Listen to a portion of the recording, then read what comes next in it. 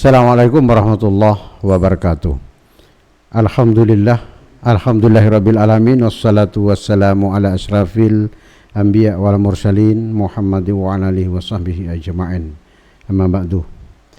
Puji syukur alhamdulillah kita panjatkan kehadirat Allah Subhanahu wa taala karena pada hari ini kita bisa bertemu dalam acara podcast yang dalam hal ini diselenggarakan oleh MUI Kota Probolinggo, yaitu dari Komisi Dakwah dan Kemasyarakatan.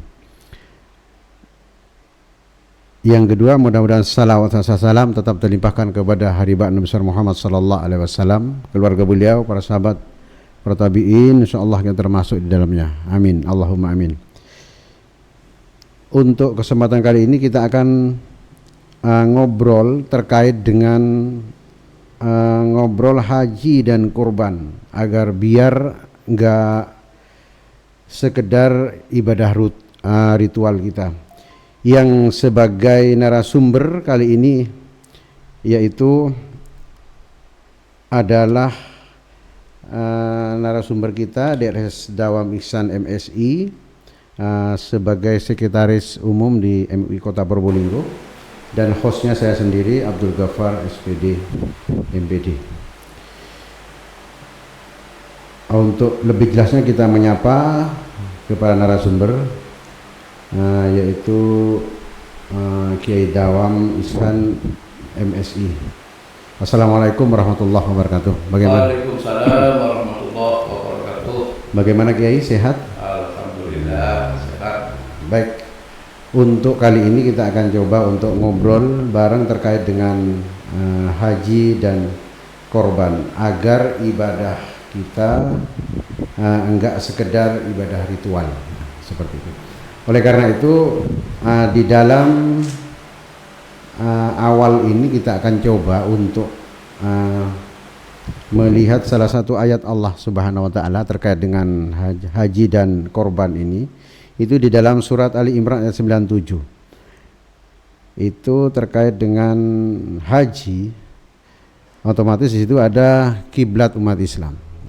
Nah, kiblat umat Islam itu di Baitullah itu sebenarnya menurut agama-agama sebelum Islam, selain Islam, di kitab-kitab sebelum Al-Qur'an, itu sebenarnya letak Baitullah itu di mana, dan menurut Al-Qur'an bagaimana jelas.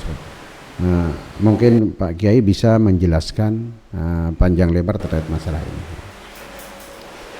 Terima kasih atas pertanyaannya yang berkaitan dengan letak Baitullah. Di mana letak Baitullah itu? Kita sebagai umat Islam yakin bahwa nabi-nabi sebelum Nabi Muhammad itu semuanya adalah muslim. Karena muslim, maka mereka memiliki Tuhan yang sama, dan Tuhan memerintahkan kepada umatnya itu tidak ada perbedaan di dalamnya. Iya. Nah, berbicara tentang kiblat ini, kita bisa membuka kitab-kitab sebelum daripada Al-Quran. Misalnya saja ketika Allah menyampaikan firman-Nya di dalam kitab Ulangan pasal 12 ayat 5. Ya. Di dalam kitab Ulangan pasal 12 ayat 5 itu Allah menyampaikan kepada seluruh umat termasuk di dalamnya Bani Israel untuk mencari tempat kediaman Tuhan. Dengan kata lain, kediaman Tuhan itu adalah Baitullah. Ya. Jadi Baitullah itu artinya kediaman Tuhan atau rumah Allah. Suruh cari di mana tempat kediaman Tuhan itu, dan kemudian kamu akan melakukan ibadah, termasuk di dalamnya ibadah haji itu di rumah Tuhan itu. Ini dimuat dalam kitab Ulangan pasal 12 ayat 5. Allah memerintahkan kepada semua umat untuk mencari kediaman Tuhan dan kemudian kita melaksanakan ibadah di sana, termasuk di dalamnya melaksanakan ibadah haji itu. Lalu kemudian di mana kediaman Tuhan itu? Di dalam kitab Mazmur ini menurut kita adalah Zabur. Kitab Zabur ya. Tapi kemudian di kitab sebelum Islam ya. Termasuk dikatakan tadi oleh Ustaz Lupa, dikatakan sebelum Islam itu disebut Mazmur, menurut kita adalah Zabur. Di dalam kitab Mazmur ayat 84 ayat 1 sampai dengan ayat 6 itu judulnya adalah rindu kepada kediaman Allah. Jadi rindu kepada kediaman Allah. Artinya rindu kepada Baitullah. Nah, sebagaimana kita ketahui, Mazmur ini adalah kitab yang diberikan Allah kepada siapa? Kepada siapa ini diberikan? Kepada Nabi Daud. Kepada Nabi Daud. Ya. Daud itu merasa rindu kepada kediaman Allah. Di dalam kitab Mazmur pasal 84 ayat 4, di situ ada kalimat, berbahagialah orang-orang yang diam di rumahmu, yang terus-menerus memuji Engkau. Sampai ayat selanjutnya 85 sampai 86. Di situ kemudian Allah melanjutkan, berbahagialah manusia yang kekuatannya di dalam Engkau, yang berhasrat mengadakan ziarah. Apabila melintasi lembah Baka, mereka membuatnya menjadi tempat bermata air. Jadi dalam kitab Mazmur atau Zabur itu ya. di dalam pasal 84 mulai 84, 85, 86 itu Allah menyatakan di situ yang ini diungkapkan oleh Nabi Daud, berbahagialah manusia yang diam di dalam rumahmu. Yeah. Maksudnya berdiam di rumah Allah. Yang terus-menerus memuji Engkau. Berbahagialah manusia yang dengan kekuatannya berhasrat mengadakan ziarah. Nah, ini ziarah ini maknanya adalah ibadah haji. Maknanya adalah ibadah haji. Ibadah haji. Tapi ya Pak Kiai. Jadi bagaimana untuk kebanyakan orang itu banyak tidak paham bahwa itu ternyata terdapat di kitab Zabur atau kitab sebelum kitab Al-Qur'anul Karim. Nah, itu bagaimana itu nanti supaya kita itu masyarakat itu tahu bahwa itu tidak hanya di kitab Al-Qur'an disebutkan masalah ibadah haji. Ya, makanya saya lanjutkan ini. Ya, dalam kitab itu dikatakan berbahagialah manusia yang kekuatannya dalam Engkau dan berhasrat mengadakan ziarah. Nah, ziarah di sini saya katakan adalah ibadah haji. Karena apa? Ibadah haji itu kalau diterjemahkan ke dalam bahasa Inggris pilgrim itu artinya ziarah. Ziarah. Nah, ziarah itu bisa katakan di sini ibadah haji. Apabila melintasi lembah Baka, maka mereka membuatnya menjadi tempat bermata air. Jadi dalam pemahaman saya, kemana Nabi Daud ini melaksanakan ibadah? Yaitu ke lembah Baka. Ini ada dalam kitab Perjanjian Lama yang dipegang oleh saudara kita umat Nasrani. Lembah Baka. Kemudian di situ setelah mereka melintasi, maka tempat itu menjadi tempat yang bermata air. Artinya apa? Tempat ini dahulu adalah merupakan tempat yang paling tandus. Tapi kemudian ketika mereka melintasi, maka tempat itu menjadi bermata air. Nah, siapa yang melintasi tempat itu pertama kali? Kalau kita baca dalam kitab Kejadian, mulai dari pasal 16 sampai dengan kitab Kejadian pasal 21, di situ yang melintasi lembah Baka itu, yang pertama itu adalah istri daripada Nabi Ibrahim yang kedua. Kita umat Islam menyebutnya Siti Hajar, tapi di Alkitab itu dikatakan Hagar. Hagar. Dalam Alkitab itu Hagar, menurut kita Hajar. Ada perbedaan, yang satu menggunakan J, yang satu menggunakan G. Kita bisa membaca dalam kitab Kejadian pasal 16 ayat 14-15. Di situ kemudian ketika Hagar ini sampai di satu tempat itu yang berada di daerah padang gurun Paran. padang gurun paran. Nanti kita akan bahas lebih jauh tentang padang gurun paran itu. Iya. Maka kemudian Hagar itu menemukan sebuah sumur yang terletak antara Kades dan Beret. Ya kalau orang Islam itu menyebutnya antara Sofa dan Marwah, tapi di Alkitab menyebut Kades dan Beret. Nah di situ kemudian menemukan mata air, menemukan sumur. Dan sumur ini kalau baca dalam Alkitab diberi nama Lahai Roy. Lahai Roy.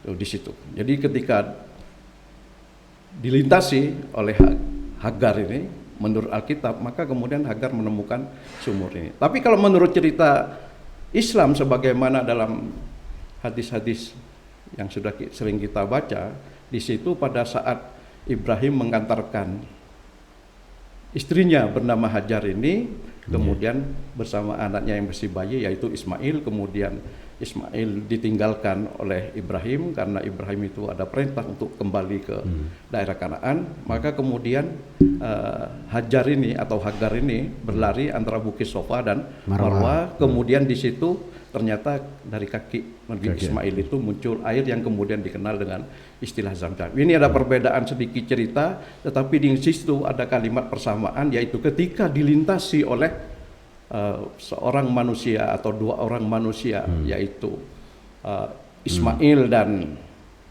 Hajar menurut versi Islam, tetapi kemudian kalau kita baca dalam kitab Kejadian pasal 16 ayat 14 sampai dengan 15 itu, di sana kemudian Hagar menemukan sumur. Nah, kembali lagi kepada kitab Mazmur tadi pasal 84 ayat 4 sampai 5 sampai 6 itu, di situ dikatakan bahwa Nabi Daud itu melakukan ritual ibadah haji itu di satu tempat yang bernama Baka. Bernama Baka. Lah Baka ini di mana letaknya? Di mana letaknya Baka ini? Ternyata kalau kita baca dalam kitab Kejadian pasal 21 ayat 20 sampai dengan 21, di situ ada kalimat yang mengatakan, maka tinggallah Ismail bersama ibunya. Ismail tinggal bersama ibunya di padang gurun paran, menjadi seorang pemanah, dan ibunya mengambil seorang istri baginya dari tanah Mesir. Jadi padang gurun paran ini adalah tempat tinggalnya Ismail bersama ibunya, yaitu di padang gurun paran. Lalu kemudian kita cari padang gurun paran ini di mana? Karena ternyata setelah saya baca ada yang mengatakan padang gurun paran itu di sebelah semenanjung Sinai. Ini yang banyak dipegang oleh orang-orang terutama di kalangan ahli kitab baik Yahudi maupun Nasrani. Di semenanjung Sinai, berarti daerah itu di daerah sekitar Mesir. Tetapi penjelasan dalam kitab Perjanjian Baru, kitab Galatia pasal 4 ayat 25, kitab Galatia pasal 4 ayat 25, itu dikatakan bahwa Hagar adalah bagaikan gunung Sinai di tanah Arab. Nah, kita tahu Galatia ini adalah merupakan surat kiriman yang menurut saudara kita orang Nasrani dari Rasul Paulus kepada jamaahnya di Galatia. Jadi surat kiriman Rasul Paulus menurut saudara kita umat Nasrani kepada jamaahnya di Galatia. Paulus mengatakan padang gurun paran itu bisa dicari titik temunya ketika di situ dikatakan Hagar bagaikan gunung Sinai di tanah Arab. Hagar ini siapa? Siapa Hagar ini? Ya, Hajar. Hagar atau Hajar, ibu daripada Ismail. Berarti Ismail dan ibunya tinggal di daerah Arab. Berarti kita sudah tahu bahwa padang gurun paran itu adalah tanah Arab. Dan disitulah kemudian di tanah Arab itu ada satu tempat yang namanya Lembah Baka. Ini sebentar minum dulu ini ya. Ini rombongan kok mulai kering ini.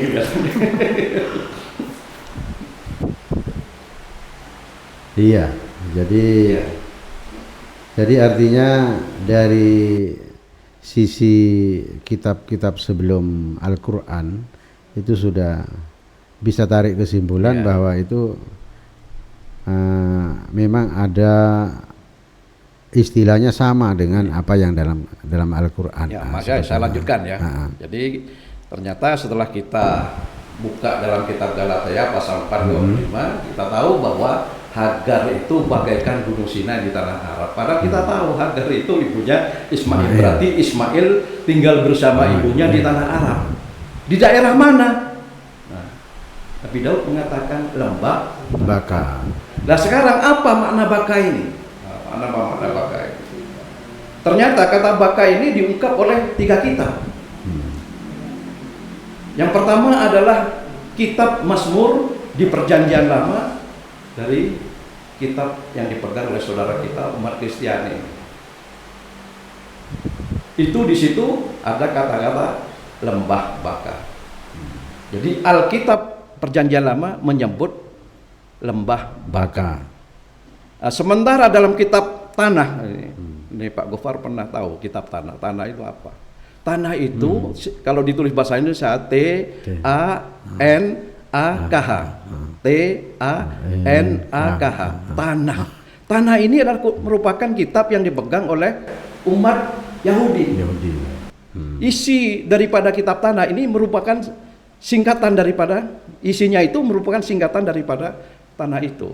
Tanah itu T-nya itu Taurat. Jadi dalam kitab tanah itu ada Taurat. Kemudian yang N-nya itu Nevi'im. Nevi'im itu kisah nabi-nabi. Nah, kemudian ini kita tahu setelah saya baca, Nevi'im itu isinya ada nabi besar, ada nabi kecil. Ada nabi besar, ada nabi kecil.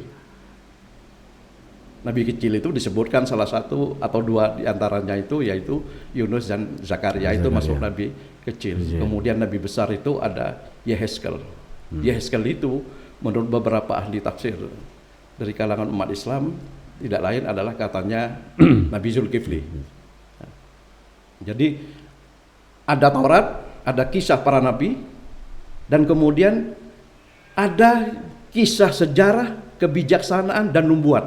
Ini daripada isi kitab tanah. Nah, dalam kitab tanah ini disebutkan, kalau tadi di Alkitab Perjanjian Lama kata baka, di sana disebut baka. Baka ya.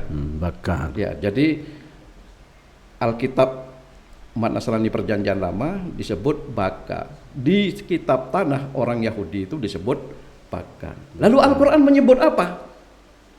Al-Qur'an menyebutnya baka. Nah, itu diungkap dalam Al-Qur'an surat Ali Imran ayat 96. Inna awalin wudi'a linnasi lalladina bi Bakkah mubarakah. Ya. Inna awalin baitim wudi'a linnasi lalladina bi Bakkah mubarakah. Jadi di situ ada kalimat kata-kata Bakkah. Nah, Bakkah ini adalah nama sebelum daripada nama Mekkah. Jadi di zaman Rasulullah itu namanya sudah menjadi Mekkah. Tapi ini kata-kata yang disampaikan Allah kepada nabi-nabi terdahulu. Sehingga Allah mengatakan bahwa tempat awal mula-mula daripada Baitullah itu adalah yang dibangun di Bakkah ini. Menurut kita Bakkah ini ya kota Mekkah. Jadi artinya apa? Nabi Daud itu melaksanakan ibadah haji itu ke kota Mekkah. Tapi kemudian kenapa sekarang ini kemudian muncul perbedaan? Kalau kita umat Islam sudah mengatakan Bakkah itu ya Mekkah.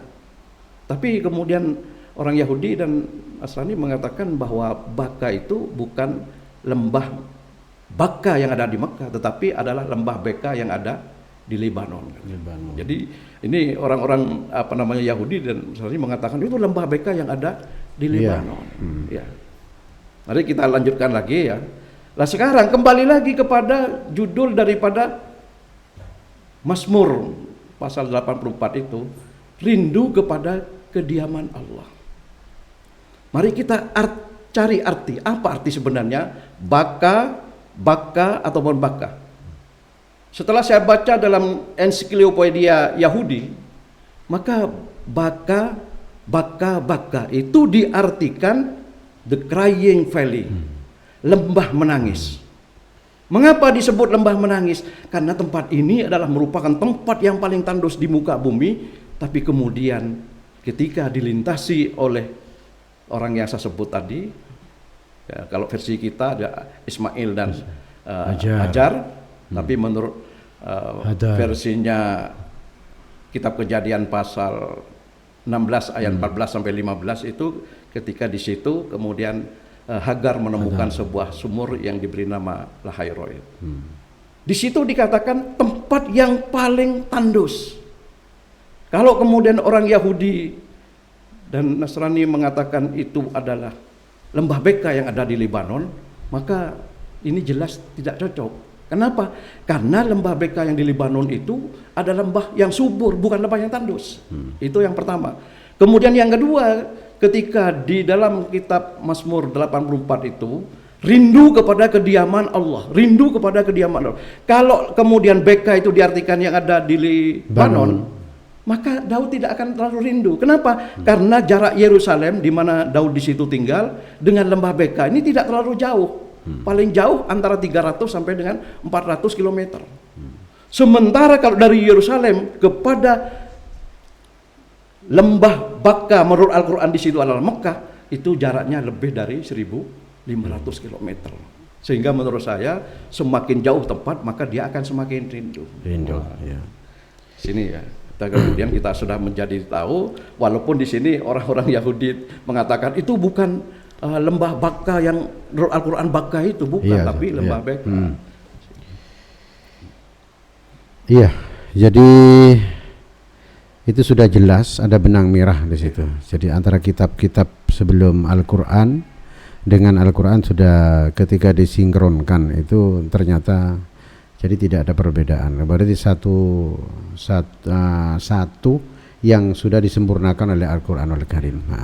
Atas gini Ustaz, Pak Kiai. Jadi terkait dengan obrolan kita kali ini, kan sering kita mendengar tentang masalah ibadah haji ini dan korban. Itu kadang kan ada istilah apa istilahnya antara niat dengan apa itu istilahnya? Niat dengan azam. Azam. Kan di Al-Quran ada fatawakkal 'ala Allah, azamta fatawakkal 'ala Allah. Ya, azam. Ini kayaknya antara ini ada hubungannya dengan kita melaksanakan ibadah haji. Ya. Azam dengan niat itu sebenarnya itu di mana letak perbedaannya azam dengan niat? Jadi kira kita kalau niat kadang-kadang seperti kita niat sholat. Kadang kan kita ucapkan, kita jaharkan, ada yang disembunyikan. Azam ini sebenarnya apa? Kalau menurut kita itu azam itu kalau bahasa Indonesianya itu tekad. Ada tekad. Di sini kita tekad untuk ibadah haji, kita niat untuk ibadah haji. Ini letak perbedaannya di mana? Sehingga kita harus jelas di sini, sehingga tidak salah dalam beribadah haji. Ya, seperti itu. Kembali lagi ya, saya kutip lagi dari kembali lagi kepada kitab Mazmur itu.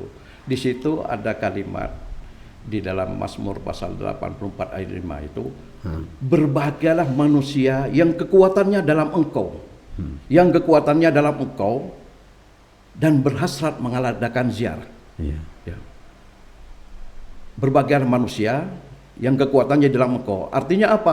Allah memberi kekuatan kepada kita dan kemudian kita berhasrat untuk melakukan ziarah. Melakukan ziarah saya katakan tadi adalah melakukan ibadah haji. Jadi memang tidak cukup niat saja, tetapi harus ada kemauan. Di situ Allah mengatakan sehingga manusia yang punya hasrat untuk menunaikan ziarah itu dikatakan sebagai orang yang betul-betulnya. Saya teruskan lagi tentang masalah haji ini belum sampai kepada persoalan.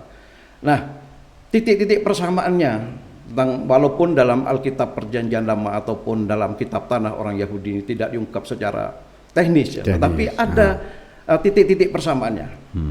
Apa titik persamaannya? Yang pertama itu adalah satu ritual mengelilingi orang Islam menyebutnya Ka'bah. Ya. Di Alkitab menyebutnya misbah. Misbah. Ya, misbah dia. Ini bisa kita baca dalam kitab Ulangan, kitab Mazmur, dalam kitab Mazmur pasal 26 ayat 6. Di situ dikatakan di kitab Mazmur pasal 26 ayat 6 itu ada kalimat bahwa aku menyucikan tanganku sebagai tanda bukti tidak bersalah dan aku mengelilingi misbahmu.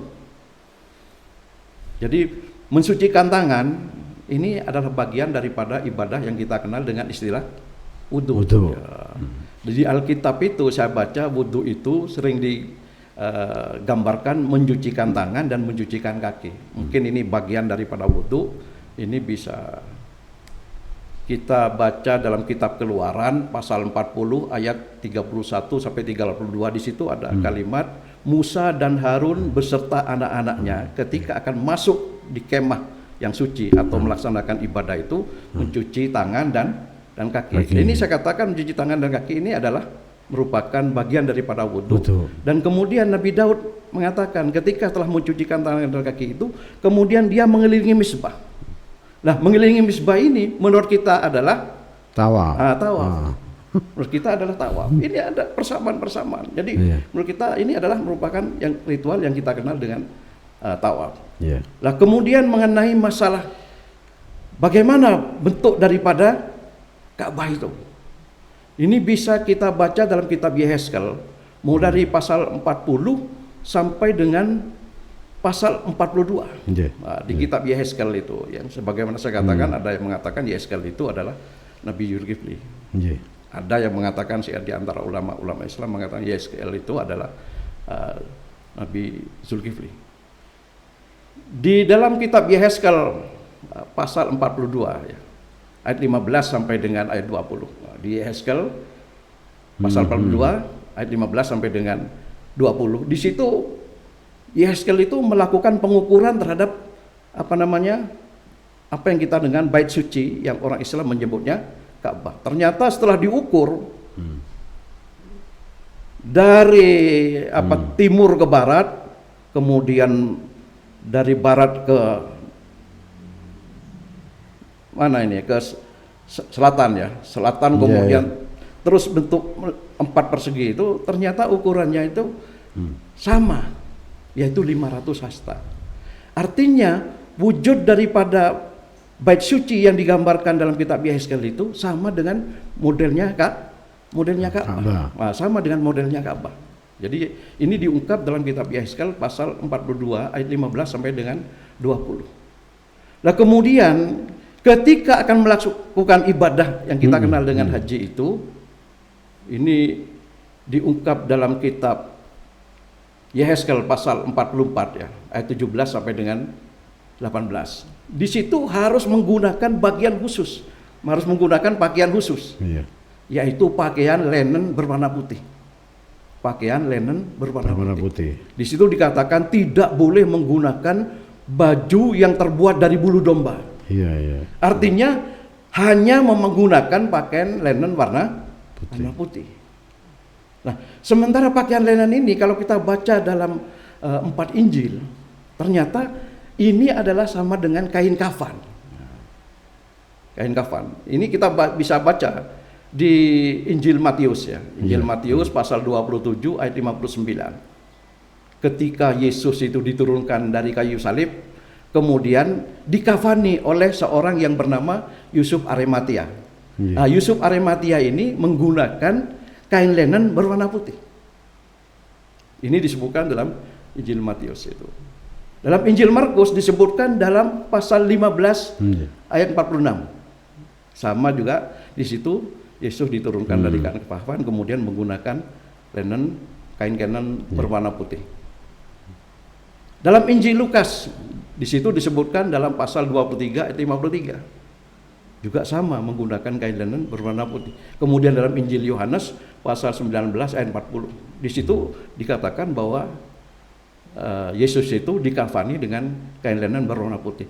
Artinya kain linen inilah yang kemudian dipakai oleh orang yang sedang menunaikan ibadah haji. Ini dalam saya katakan tadi di dalam Yehezkel 44 ayat 18 sampai dengan 20. Iya. Nah, kemudian di situ juga ada ritual. Ritual pemotongan rambut. Ritual pemotongan rambut ini yang kita kenal dalam ajaran Islam disebut tahallul ini. Nah, tahallul ini ternyata di dalam Yehezkel pasal 44 ayat 20 di situ dikatakan, maka di situ harus ada pemotongan rambut, tapi motong rambut itu tidak boleh sampai botak.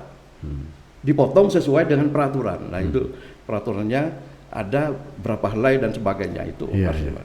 Jadi artinya di sini ada titik-titik temu ya di dalam Alkitab, 3 agama Samawi, ya saya katakan 3 agama Samawi, yaitu baik Nasrani maupun di dalam Yahudi. Ya, ada ataupun juga di dalam Islam.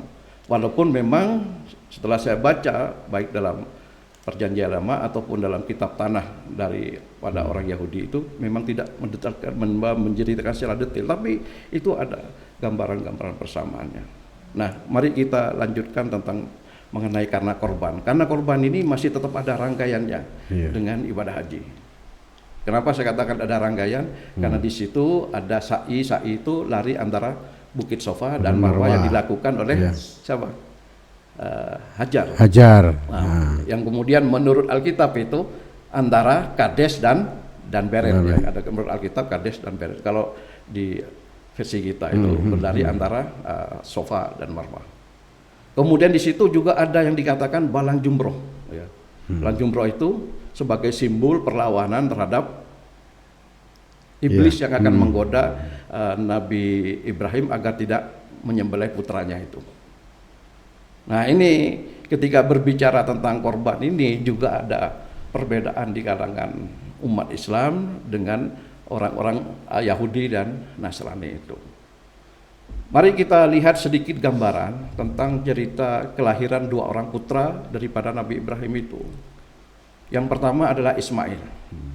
Bagaimana kita ketahui Ismail ini adalah merupakan anak pertama daripada Ibrahim atau Abraham.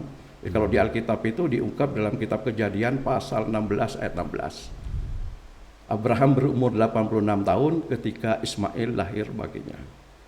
Kemudian Ishak itu lahir ketika Nabi Ibrahim atau Abraham berumur 100 tahun. Itu diungkap dalam kitab Kejadian pasal 21 ayat 5. Dalam kitab Kejadian 21 ayat 5. Jadi Abraham berusia 100 tahun ketika Ishak lahir baginya.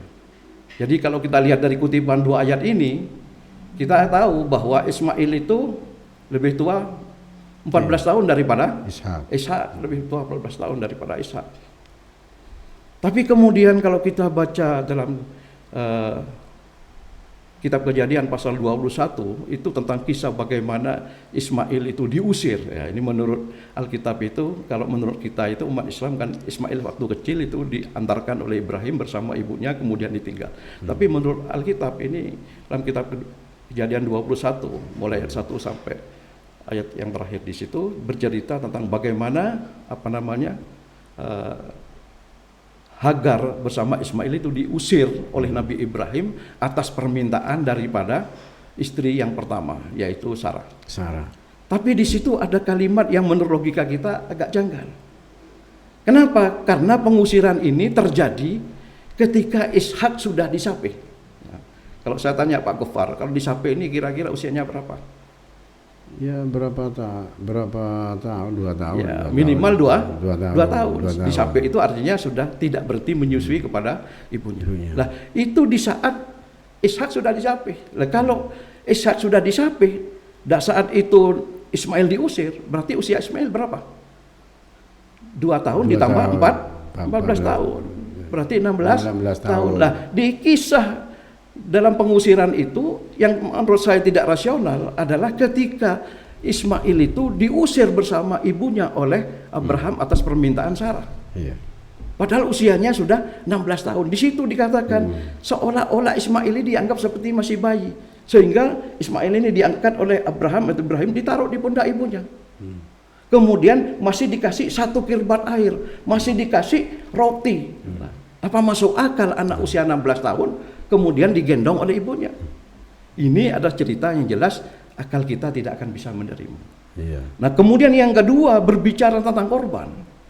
Kalau kita baca dalam kitab Kejadian pasal 22 ayat 2, di situ ada kalimat, ambillah anak yang tunggal itu, pergilah ke tanah Moria, persembahkan di sana sebagai korban bakaran pada salah satu gunung yang akan katakan Tuhan. Ambillah anakmu yang tunggal itu yang kau kasihi, yakni Ishak. Jadi di sini ambillah anakmu yang tunggal itu yang kau kasih, yakni Ishak. Dalam ayat ini dikatakan yang anak tunggal itu yang dikasih adalah Ishak. Padahal saya katakan tadi Ismail itu lebih tua 14 tahun daripada Ishak. Lah, kalau misalnya ada perintah ambil anak yang tunggal, kira-kira anak pertama atau anak kedua? Anak pertama. Pasti anak pertama. Tapi aneh di Alkitab dikatakan ini anak pertamanya adalah Ishak. Ya, dulu pernah ada diskusi di kota Probolinggo itu tentang siapa anak Abraham yang dikorbankan itu. Ya, tadi beberapa pendeta mengutip kitab Kejadian pasal 22 ayat 2. Ambillah anak yang tunggal itu yang kau kasih, yakni Ishak. Pergilah ke tanah Moria, persembahkan di sana sebagai korban bakaran. Ini tanyakan begitu. Ketika ditanya kepada Bapak pendeta, kenapa ini kok yang disebut adalah anak kedua? Jawabannya adalah dia mengatakan karena Ismail tidak diakui sebagai putra Abraham. Lah kenapa tidak diakui? Karena ibunya mantan budak. Hajar. Lah ya, dikatakan Hajar itu adalah mantan budak. Tapi kemudian di kitab 1 Tawarikh pasal 1 ayat 28 ketika disampaikan di sini ada kalimat 1 Tawarikh pasal 1 ayat 28, putra Abraham adalah Ishak dan Ismail. Ya mestinya Ismail dan Ishak. Tapi di kitab 1 Tawarikh ini pasal 1 anak-anak Abraham adalah Ishak dan Ismail. Ketika ini ditunjukkan, dia bingung. Tadi dikatakan tidak diakui, ini diakui. Nah, kemudian apa argumen lagi? Argumen lagi dia mengatakan, ini kan di perjanjian lama, kita berpegang perjanjian baru, katanya. Nah, ternyata di perjanjian baru ada dalam kitab Galatia pasal 4 ayat 22. Bukankah ada tertulis bahwa Abraham memiliki 2 orang putra? Seorang putra yang dilahirkan dari perempuan yang pernah menjadi hambanya, siapa ini? Ismail. Dan seorang putra dari perempuan merdeka ini adalah Ishak. Nah, disinilah kemudian ada ada penyisipan, sehingga menurut saya asli dalam kitab Kejadian pasal 22 ayat 2 itu mestinya tidak menyebut nama Ishak. Ambillah anak yang tunggal itu, bawalah dia ke tanah Moria atau pergilah ke tanah Moria. Tidak disebutkan. Sama dengan di Al-Quran. Di Al-Quran kalau bicara tentang siapa putra Nabi Ibrahim yang dikorbankan, itu dalam surat As-Saffat itu tidak disebutkan namanya. Tapi kemudian setelah peristiwa korban selesai, lahirlah Ishak. Nah, setelah peristiwa korban lahir Ishak. Berarti siapa yang dikorbankan? Ismail. Nah, Ismail. Walaupun Allah tidak menyebut dalam Al-Quran itu, Allah tidak menyebut namanya.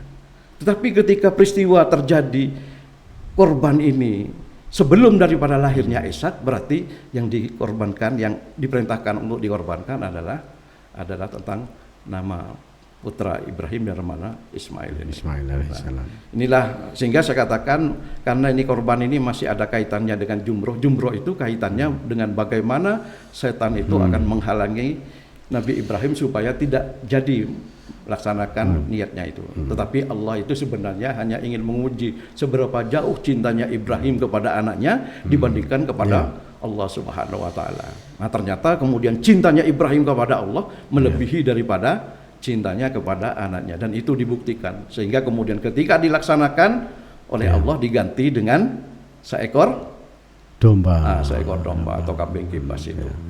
Jadi sehingga di sini kalau kita kembali kepada ritual masalah haji termasuk juga di dalamnya korban itu, di dalam kitab-kitab terutama saya katakan sebelum daripada Al-Quran itu sebenarnya sudah ada kisah tentang peristiwa ini, walaupun ada sedikit perbedaan narasi di antara Al-Quran dengan kitab-kitab sebelumnya itu. Nah, kemudian mari kita sampai kepada persoalan menurut saya yang paling krusial, karena di antara umat Islam itu ketika berbicara haji itu niatnya sangat luar biasa. Artinya apa? Semangatnya sangat luar biasa. Ya, karena dalam ibadah haji itu ada statement Rasulullah, al-hajju mabrur laisa lahul jaza ilal jannah. Tidak ada balasan daripada haji mabrur itu selain daripada surga. Tapi kemudian saya ingin mengungkap, saya pernah membaca tentang sebuah kisah seorang yang bernama Ali Zainal Abidin. Ya. Mungkin Pak Gofar sudah pernah tahu siapa Ali Zainal Abidin ini. Ali Zainal Abidin ini adalah merupakan cucu daripada Ali bin Abi Thalib, anak daripada Husain. Anak orang kita menyebutnya Sayyidina Husain, orang Syiah menyebutnya Imam Husain. Ini yang kemudian diberi gelar As-Sajjad. As-Sajjad itu artinya apa?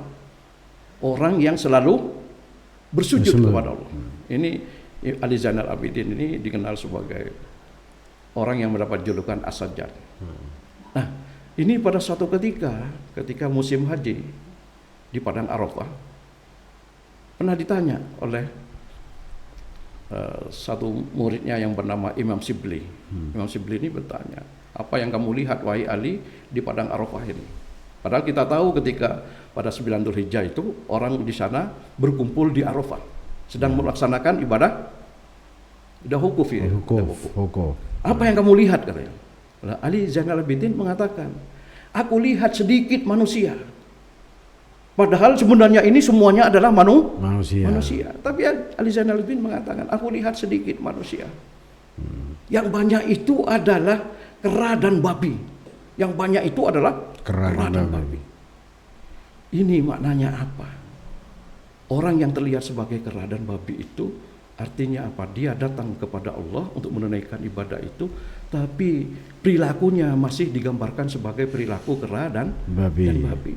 Kera itu dilambangkan sebagai manusia yang serakah, rakus.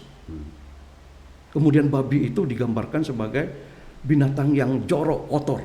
Artinya babi ini digambarkan orang yang tidak memiliki pengetahuan atau tidak mengamalkan satu keyakinan bahwa di situ ada halal dan haram. Mereka tidak tahu itu.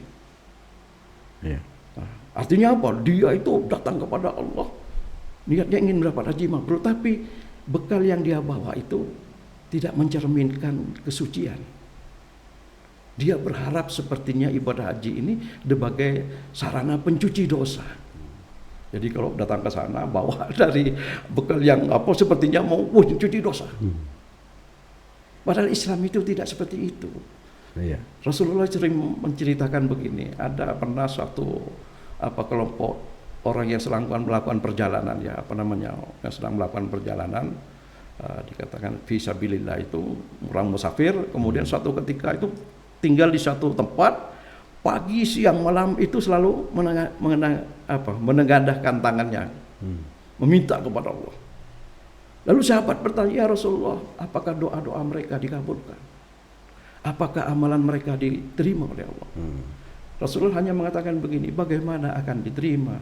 Wong dia pakai adalah pakaian yang kotor. Yang dia makan adalah makanan yang kotor. Yang dia minum adalah minuman yang kotor.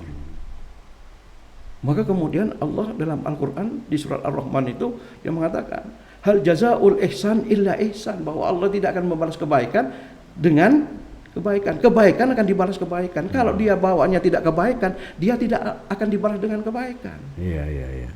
Kecuali sebelumnya dia sudah benar-benar taubat. Nah, kemudian dia cari bekal yang suci. Ini yang saya katakan sering salah kaprah di kalangan kita. Sehingga kemudian kita menyaksikan ketika ada orang mulai menunaikan ibadah haji sampai di bandara langsung ditangkap oleh polisi. Kenapa? Ternyata dia pengedar sabu-sabu. Kemudian ada lagi seorang wanita cantik di daerah Sulawesi pulang melaksanakan ibadah haji ditangkap polisi. Ternyata dia seorang mucikari. Ada seorang pejabat kemudian bawa sekian banyak keluarganya pulang. Ternyata dia bawa itu dengan bekal korupsi. Ini yang tidak dibenarkan di dalam ajaran Islam. Nah, Allah itu untuk mencapai satu tempat yang dinamakan itu istitoah, sampai di tempat bisa mampu itu artinya dengan bekal-bekal yang baik, bukan dengan sembarang bekal. Sehingga saya katakan tadi niat yang kuat, tapi diimbangi dengan modal yang bersih agar tidak sia-sia ibadah kita itu.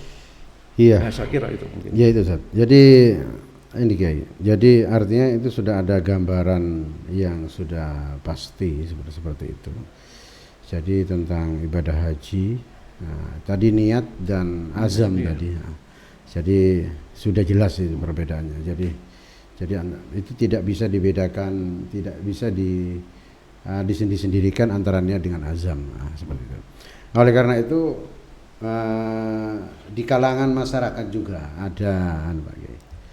Kadang orang ibadah haji itu kan tidak punya ilmunya. Jadi ada kesalahan yang paling umum di orang sedang saat haji atau kurban itu yang enggak disadari. Dia tidak sadar bahwa itu ada sebuah kesalahan, baik melakukan ritual ibadah haji maupun melaksanakan kurban. Nah, kira-kira apa kira-kira kesalahan ini Pak Kiai? Jadi yang ketika kita melihat dari tadi penjelasan dari Alkitab seperti itu, terus dari Al-Quran juga seperti itu. Nah, yang kira-kira itu menurut Kiai itu apa kira-kira ini kesalahan yang tidak disadari? Karena dia mengatakan ini sudah benar sesuai dengan syariah. Padahal setelah dicocokkan dengan syariah, ini tidak seperti itu. Nah, seperti itu. Mungkin di Alkitab itu ada, mungkin dari Alkitab mungkin bisa dijadikan penjelasan juga, dan juga dari Al-Quran mungkin, atau dari hadis-hadis Nabi Muhammad SAW itu mungkin bisa dijelaskan kepada pemirsa supaya paham di sini kesalahan, sehingga tidak terulang kesalahan lagi dalam melakukan ibadah haji dan Idul Kurban. Nah, seperti itu. Jadi untuk pelaksana itu memang untuk melaksanakan ibadah tersebut agar tidak terjadi kesalahan dari awal itu, ketika sudah niat untuk melaksanakan ibadah itu, maka ikuti manasik. Jadi itu manasik itu harus ikuti, harus ikuti. Sehingga manasik ini pada prinsipnya adalah pemberian ilmu pengetahuan yang nanti dipandang memadai untuk bisa melaksanakan ritual ibadah tersebut. Tapi kemudian yang saya pesankan lagi, di samping niat itu kemudian juga kita harus menyadari kondisi kita. Allah tidak akan pernah memaksa umatnya untuk melaksanakan ibadah kalau memang tidak mampu. Mampu itu kalau ibadah haji, di samping dari bekal yang bisa kita bawa ke sana, kemudian yang ditinggalkan ini juga di rumah tidak terbengkalai, dan kemudian yang paling penting, bekal itu diperoleh dengan cara yang halal. Halal, ya. Inilah yang penekanan dalam agama Islam. Ini bedanya Islam dengan orang-orang ateis. Kalau orang ateis itu punya pandangan begini, the end justify the mean. The end justify the mean. Bahwa tujuan menghalalkan cara. Bagaimana caranya itu tidak masalah. Yang penting tujuan tercapai. Nah, Islam tidak menghendaki seperti itu. Islam itu untuk mencapai sesuatu yang baik, maka harus ditempuh dengan cara yang baik. Ini harus ditempuh dengan cara yang baik. Jangan kemudian kita niat melaksanakan ibadah, kita cari bekal enaknya kita tidak mandang dari mana sisi pendapatan itu baik atau buruk, kita ambil semuanya. Seolah-olah itu akan menjadi cuci dosa. Kalau di istilah kriminal itu ada istilah pencucian uang, money laundering. Jadi money laundering itu dari uang yang tidak benar kemudian dimasukkan satu tempat atau diproses dalam satu tempat, dianggap kemudian ini menjadi benar. Termasuk di dalamnya ada orang hasil mencuri, kemudian diinfakkan di masjid, seolah-olah itu menjadi pencuci kesalahan itu. Nah, inilah yang perlu saya katakan untuk semua ibadah itu agar tidak terjadi kesalahan. Yang pertama itu memang niatnya itu semata-mata karena Allah. Di situ dalam Al-Quran itu Allah menyatakan wa atimul hajja wal umroh lillah. Wa atimul hajja wal umroh lillah. Bahwa ibadah haji dan umroh itu semata-mata karena Allah. Jangan karena kepentingan yang lain. Ya, ini seringkali masih terjadi di masyarakat kita.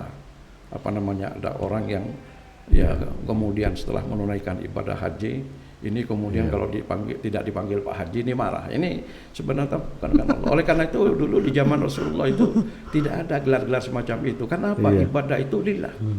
Ya walaupun ini menjadi budaya di masyarakat kita. Bahkan pengalaman saya sendiri waktu kuliah, pernah saya menempuh satu mata kuliah, kemudian lupa nama dosennya tidak diberi gelar haji. Akhirnya saya tanya, Pak ini kenapa saya kok tidak lulus? Oh saudara lupa, saya sudah 2 kali haji. Akhirnya kalau ujian lagi saya tulis Dr. Andes H.H 2 kali karena hajinya 2 kali. Sehingga ini hanya terjadi seperti ini. Nah inilah jangan sampai terjadi. Karena apa? Label-label keikhlasan kita, ibadah kita ini tidak ada yang tahu siapa yang diterima atau tidak ibadahnya itu. Oleh karena itu lillah kembali kepada Allah. Ini yang saya katakan itu. Jadi prinsip-prinsip inilah yang kemudian kalau kita lihat tadi saya katakan di ritual haji itu ada namanya jumroh ya. Jumroh itu sebagai lambang ketika Nabi Ibrahim digoda oleh iblis agar tidak terjadi pelaksanaan itu. Kemudian Nabi Ibrahim melempar dengan jumroh. Padahal ini sebenarnya sebuah simbol perlawanan kita terhadap iblis. Tapi kalau perilaku kita ini sama dengan iblis perilakunya ya. Perilaku kita sama dengan iblis. Barangkali iblis akan mengatakan begini, jangan saling lempar karena saudara dengan saya sama-sama iblis.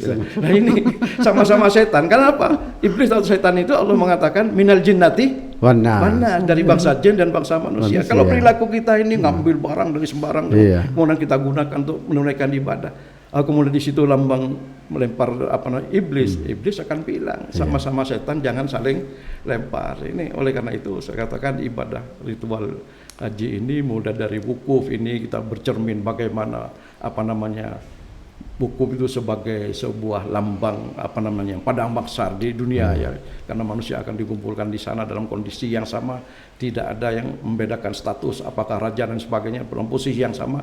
Dan di padang Arafah itu juga sebagai lambang bahwa Adam itu dulu doanya itu diterima ketika berdoa Rabbana zalamna anfusana wa illam taghfir lana wa tarhamna lanakunanna minal khasirin, itu diterima doanya di sana. Nah, kemudian di Arafah itu juga ada kisah bagaimana Nabi Ibrahim bermimpi untuk diperintah untuk menyembelih putranya yang bernama Ismail itu. Nah kemudian sa'i itu adalah lambang daripada bagaimana ibu daripada Ismail itu berlari antara Sofa dan Marwa menurut versi kita, kemudian menurut versinya Alkitab itu lari antara Kades dan Beret. Nah, kemudian ada lagi simbol tentang tawaf ini. Nah, tawaf ini kalau kita baca sejarahnya, dulu sebelum manusia tercipta, Allah menciptakan malaikat, maka malaikat itu melakukan tawaf di arsy-Nya Allah. Kemudian Allah katanya menciptakan Baitul Ma'mur, kemudian bertawaf di Baitul Ma'mur, kemudian ketika Adam turun maka Adam melaksanakan tawaf di Baitullah itu.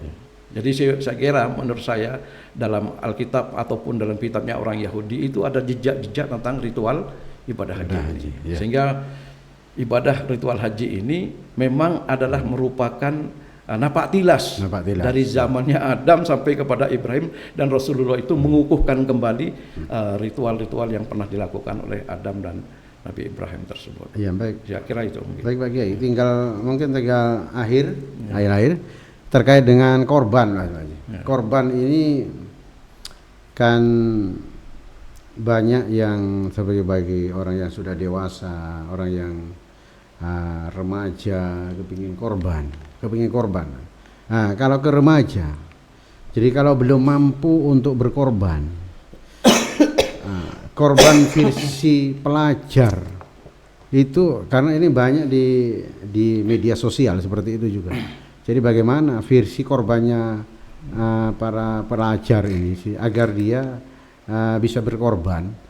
Nah, karena ada yang ikut arisan korban, ada arisan haji dan lain sebagainya. Itu seperti itu.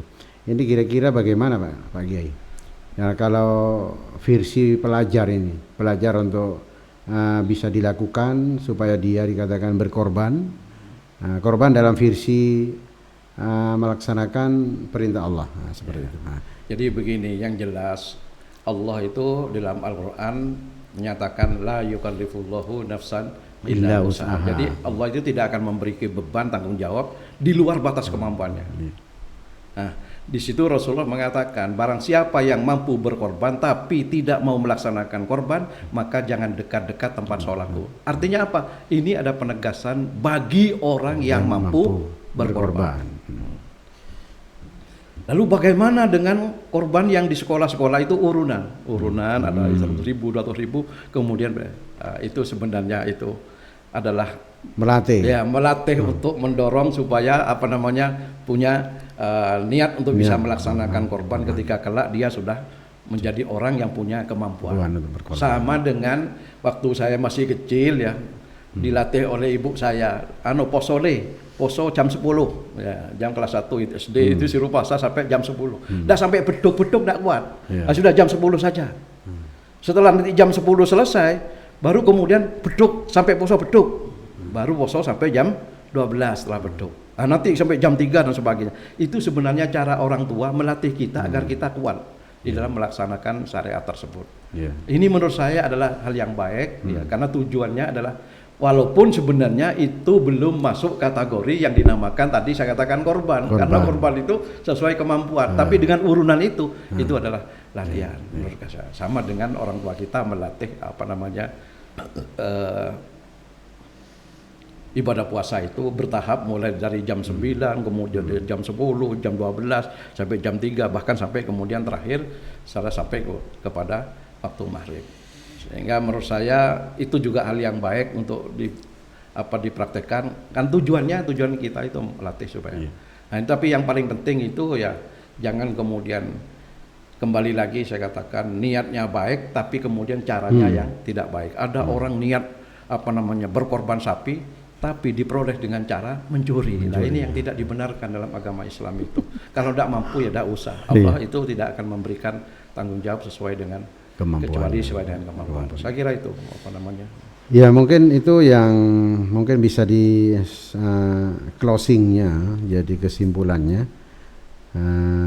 Mungkin Pak Kiai bisa menyimpulkan dari materi ngobrol haji dan korban ini mulai awal sampai akhir, sehingga pemirsa itu bisa memahami dari awal sampai akhir ini, sehingga ada ilmu yang didapat oleh pendengar semua. Nah, mungkin disilahkan Pak. Jadi menurut saya ya tentang ritual korban ini, saya katakan bahwa ritual korban ini atau ibadah haji dan korban ini sudah dilaksanakan sejak zamannya nabi-nabi sebelum daripada Nabi Muhammad. Ritual tentang ibadah haji ini ya, ini sebenarnya napak tilas dari perjalanan manusia yang pertama dari Nabi Adam, kemudian Nabi Ibrahim, dan disitulah kemudian banyak kita memperolehnya tentang bagaimana pelaksanaan ibadah tersebut. Nah, kemudian sebagaimana saya katakan tadi di Alkitab itu Allah memerintahkan kepada seluruh manusia untuk mencari rumah Tuhan, sebagaimana saya katakan dalam kitab Ulangan pasal 12 ayat 5. Lalu kemudian ketika Nabi Daud itu datang ke suatu lembah yang kemudian lembah itu diberi nama lembah Baka menurut Alkitab Perjanjian Lama, kemudian Baka dalam Alkitab Ibrani atau kitab orang Yahudi, kemudian Bakkah menurut Al-Qur'an. Lalu kemudian di mana tempat Bakkah itu ternyata adalah tempat tinggalnya Nabi Ismail di daerah pegunungan Paran atau di padang gurun Paran itu. Nah, kemudian di situ ada diungkap bagaimana melaksanakan ibadah itu. Saya katakan tadi ada pakaian khusus, menggunakan kain linen. Kemudian di situ ada ritual mengelilingi misbah menurut Mazmur pasal 26 ayat 6. Itu mengelilingi misbah, menurut kita mengelilingi Ka'bah itu disebut bagian daripada yang dinamakan tawaf. Walaupun di Alkitab Perjanjian Lama ataupun kitabnya orang Yahudi tidak ditemukan tentang masalah jumroh dan lain sebagainya. Tetapi dari jejak-jejak itu kemudian masih ada lagi tentang perintah untuk berkorban. Itu dalam kitab Ulangan pasal 12 ayat 26 di situ ada pernyataan apabila tempat tinggalmu jauh dari tempat rumah Tuhan, artinya kita tidak sedang melaksanakan ibadah haji, maka sembelihlah hewan kurban di mana saja kamu berada. Sama dengan yang kita amalkan sekarang ini. Iya. Jadi yang tidak menunaikan ibadah haji di Mekah, Iya. kita bisa nyembelih kurban di sini. Iya. Jadi artinya jejak-jejak tentang ibadah haji dan kurban itu diungkap dalam kitab-kitab yang saya katakan kitab-kitab sebelum Al-Quran. Apakah itu Taurat ataukah itu atau Zabur. Nah, terutama di kitab Taurat ataupun Zabur itu berbicara tentang ritual kurban ini. Nah, kemudian saya katakan yang paling penting, mari kita jalankan ibadah itu semuanya sesuai dengan kemampuan kita. Jangan memaksakan diri, dan kemudian kita punya niat seperti punya sarana sebagai cuci dosa atau money laundering ya. Atau kita mengambil dari sesuatu yang tidak baik kemudian digunakan untuk ibadah seolah-olah ini akan diterima, padahal Allah itu hanya menerima yang baik, dan baik itu juga akan dibalas dengan kebaikan. Allah tidak membalas kebaikan kecuali dengan kebaikan. Allah tidak membalas kejahatan dengan kebaikan. Nah, tetapi kalau kita sebelumnya sudah bertobat dan kemudian kita cari bekal yang betul-betul suci, insya Allah itu akan diterima. Inilah menurut saya beberapa hal yang bisa kita diskusikan pada kesempatan siang hari ini. Terima kasih Pak Kiai, mudah-mudahan bincang-bincang kita tentang haji dan korban ada dapat yang kita ambil sehingga kita ibadah haji dan untuk ibadah korban ini kita nantinya akan diterima oleh Allah Subhanahu wa taala. Mungkin itu yang perlu kami sampaikan, kurang lebih minta maaf. Wassalamualaikum warahmatullahi wabarakatuh. Waalaikumsalam warahmatullahi wabarakatuh.